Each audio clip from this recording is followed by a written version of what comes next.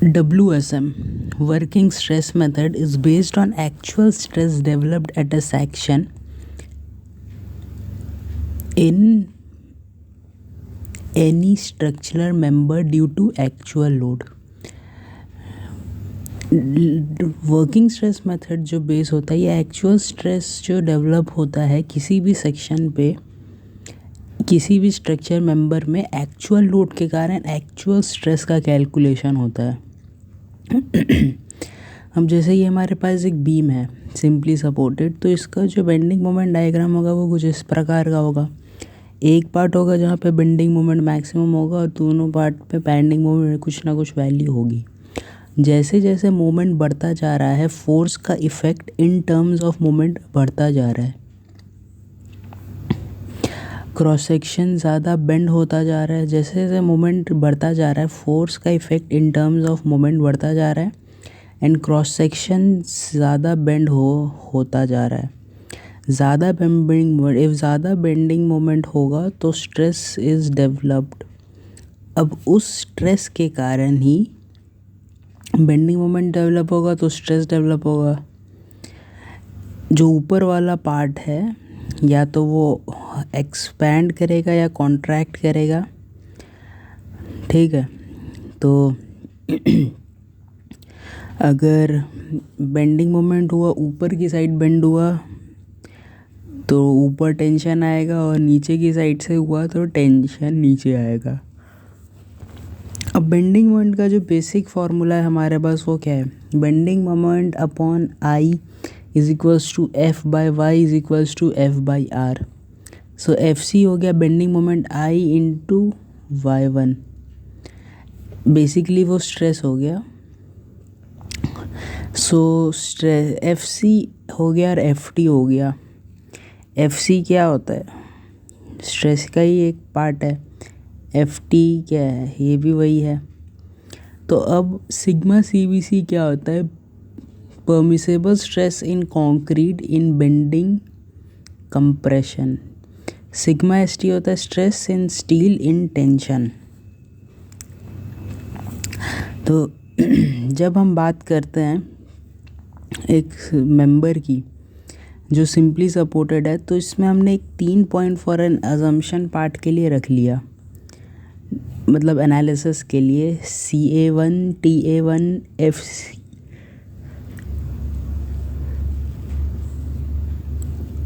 FCBT FCTA और FT CA2 TA और FCBT2, ठीक है। FCBT1 और T2 ये क्या है, stress in concrete at bottom fibre of bending. CA क्या है, कंप्रेसिव स्ट्रेस। FC क्या है, मैक्सिमम कंप्रेसिव स्ट्रेस।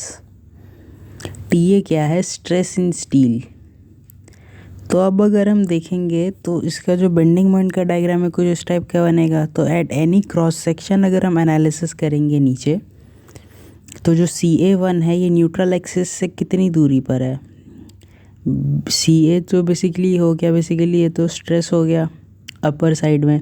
सो BM अपॉन आई इंटू Y1। FCBT क्या हो गया, stress in concrete at bottom fibre, तो वो भी BM अपॉन आई Y3 हो गया।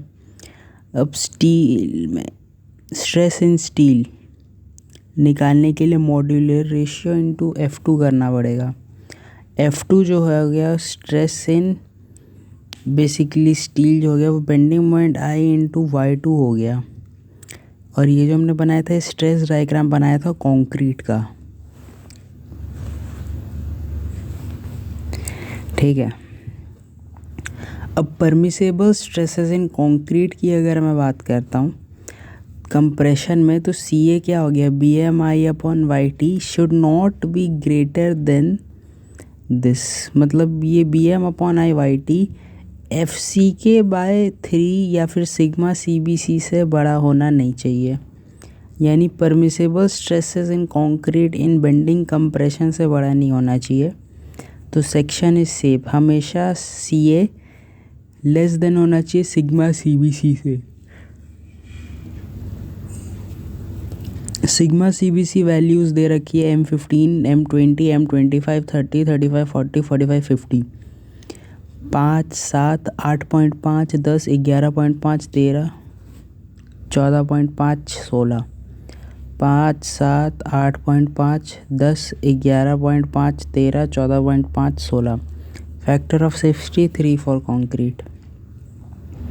स्टील की अगर मैं बात करता हूँ तो टेंशन में जो tension TA at A modular ratio NF2 होना चाहिए और M into BM/I/2. So steel में टेंशन में TA less than equal to FY by factor of safety sigma ST. मतलब जैसे डेवलप्ड जो रहेगा वो सिग्मा ST से कम होना चाहिए. तो स्टील इज सेफ होगा, स्टील सेफ होगा तो section is safe. Factor of safety 1.8 है. Sigma ST FE 250, FE 415, FE 500 इनका जो स्ट्रेंथ हम लोग WSM में कंसिडर वो 140, 230, 275. Now FCBT stresses in concrete in bending tension at maximum tension fiber. Maximum tension fibre में कंक्रीट जो कि बेंडिंग टेंशन में है कितना होगा.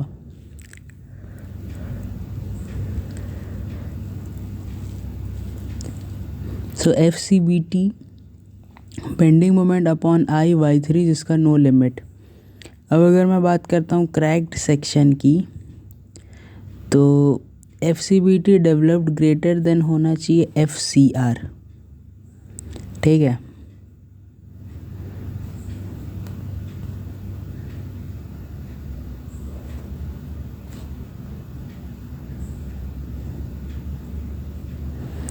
तो स्ट्रेसेस इन कंक्रीट अगर ज़्यादा होगा फ्लेक्सुरल टेंसाइल स्ट्रेंथ से but section is not failed due to steel, concrete on tension side is neglected. तो स्ट्रेस इन कंक्रीट अगर ज़्यादा होगा फ्लेक्सुरल टेंसाइल स्ट्रेंथ से but section is not failed due to steel, concrete on tension side is neglected. अब अगर मैं अनक्रैक्ड section की बात करता हूँ तो अनक्रैक्ड सेक्शन हमेशा सेफ रहता है बिकॉज FCBT लेस देन और इक्वल टू होता है stresses developed in concrete less than होता है flexural tensile strength. So concrete is not failed in tension. Concrete area on tension side is also considered in analysis. तो अगर हम देखें इसका ग्राफ का तो जो क्रैकिंग मोमेंट हो गया MCR उसको हमने ऐसे नोट किया है. तो वो पार्ट जहाँ पे क्रैकिंग नहीं, जो क्रैक्ड हो जाएगा वो सेक्शन हमारा बीच में, और जो क्रैक्ड नहीं आएगा वो क्रैकिंग मोमेंट के राइट साइड और क्रैकिंग मोमेंट के लेफ़्ट साइड पे डेवलप्ड होगा अनक्रैक्ड पार्ट. तो बेंडिंग मोमेंट अगर ग्रेटर देन MCR है तो FCBT is greater than FCR. और अनक्रैक्ड सेक्शन में बेंडिंग मोमेंट MCR से छोटा रहेगा तो जो कंप्रेसिव स्ट्रेस FCBT जो है बेसिकली जो स्ट्रेसेस इन कंक्रीट है वो लेस देन होगा फ्लेक्सुरल टेंसाइल स्ट्रेंथ. तो वो अनक्रैक्ड हो. तो क्रैक्ड सेक्शन में bending moment greater than cracking moment होता है और FCBT स्ट्रेस इन कंक्रीट बड़ा होता है FCR फ्लेक्सुरल टेंसाइल स्ट्रेंथ से. और अनक्रैक्ड सेक्शन में बेंडिंग मोमेंट लेस देन होता है MCR. So FCBT stress in concrete is less than FCR. अब अगर मैं अजम्पशंस की बात करूँ तो plane section before bending remains plane after bending. Before bending का केस ऐसा है तो जब इसमें वेरिएशन आएगा तो स्ट्रेस जो होगा वो dx/x होगा. ओरिजिनली x था और फिर स्ट्रेन जो आया वो dx का मूवमेंट आया. सो स्ट्रेन जो होगा वो प्रोपोर्शनल होगा distance from neutral axis. So strain diagram is linear and strain values is directly proportional to distances from neutral axis. Strain diagram is linear.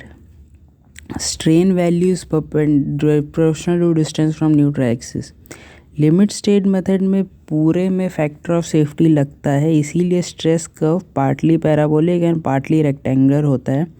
WSM में FCK में फैक्टर ऑफ सेफ्टी लगता है। Initially concrete का stress curve linear होता है, इसलिए WSM में stress behaviour linear लेते हैं।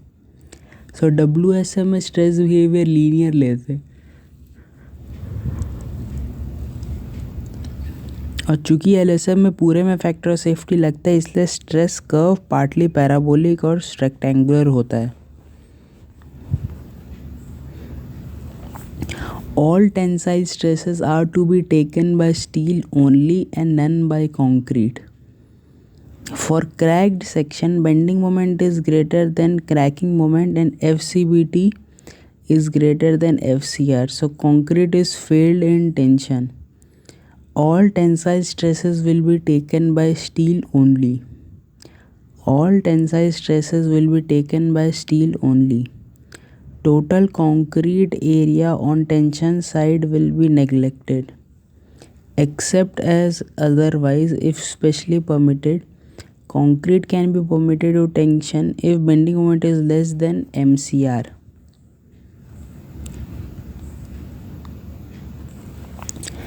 MCR and FCBT is less than FCR, so ये uncracked का part हो जाएगा. So concrete area is also considered in analysis in uncracked and concrete area on tension side not neglected. और cracked section में concrete is failed in tension, all tensile stresses will be taken by steel only.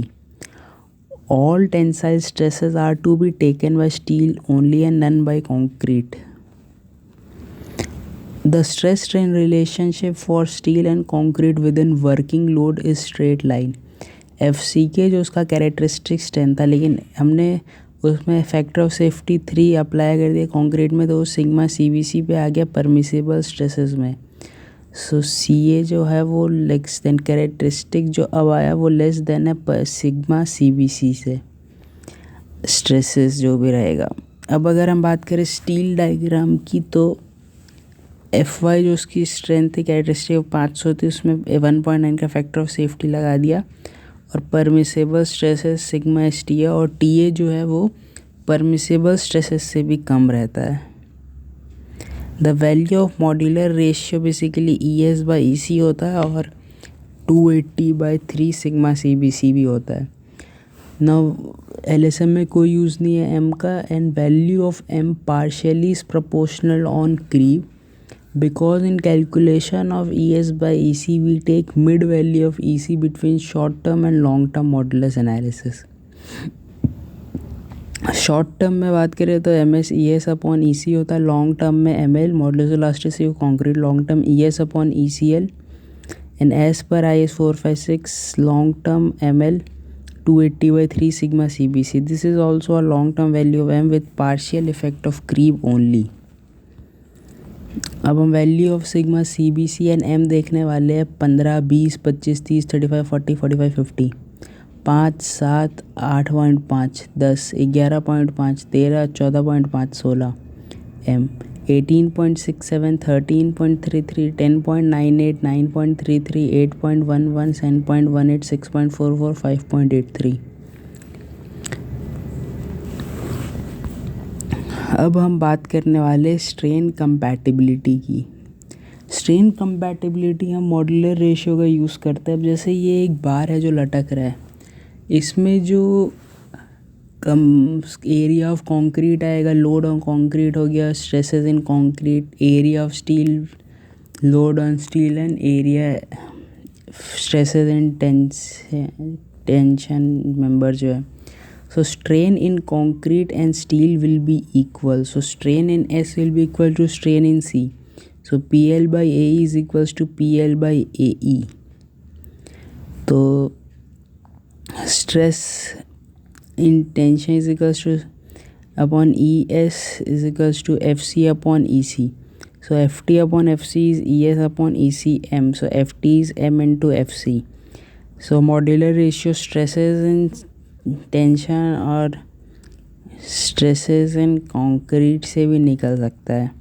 Stress in steel is modular ratio stress in concrete. Basically ये जो relation था यहाँ पर था हमारे पास, stress in steel is equals to M into stress in concrete in same level. ठीक है। उसके बाद जो टी ए हो जाएगा फिर स्ट्रेस इन स्टील वो m/F2 हो जाएगा, ठीक है। टी ए हो गया स्ट्रेसेस इन कंक्रीट और एफ हो गया बेसिकली वही स्ट्रेसेस का ही कैलकुलेशन हो रहा है यहाँ पे।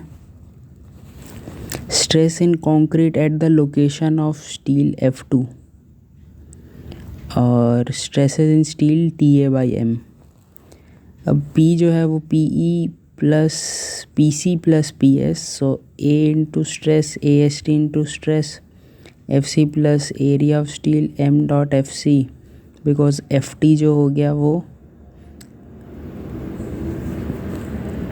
MFC हो गया तो FC कॉमन ले लिया, सो AC plus area of concrete plus modular ratio area of steel, so elongation in concrete P/AC plus MAST और P/A equivalent concrete, AST area of steel equivalent concrete area MAST equivalent area in terms of concrete MAST।